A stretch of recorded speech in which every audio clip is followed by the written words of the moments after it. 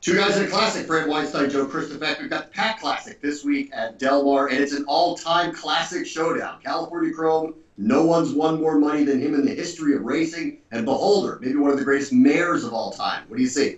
And Dortmund, a rising star, and between the three of them, Bram, they are 38 for 56 lifetime. That's a lot of pictures on the wall. California Chrome continues to build on that bankroll. He's neck and neck with Songbird for Horse of the Year. He drew the rail, though, and he's not very fond of that position. Beholder won the Pacific Classic by 8 lengths last year, but there was no Chrome. There was no Dortmund in that race. Much tougher task, especially off a loss going a mile in the 16th to Stellar Wind in her last start.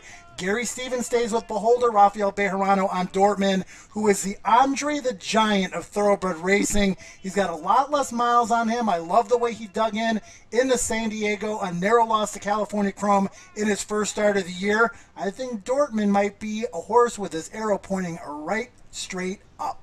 I think he's going to be pointing up, and I think he's going to take Beholder with him, and I think California Chrome is going to catch both of them. This is one of the greatest turnaround stories in the history of this sport, that he won the Derby and then won the Preakness, came close to the Belmont, of course, and then 2 years later, he's as good as he was 2 years ago. So I got California Chrome here pulling this one off as well. Yeah, I got Dortmund to turn the tables, and I think the post position is a big deal, Bram. Chrome on the rail, Dortmund breaking from post position number 8.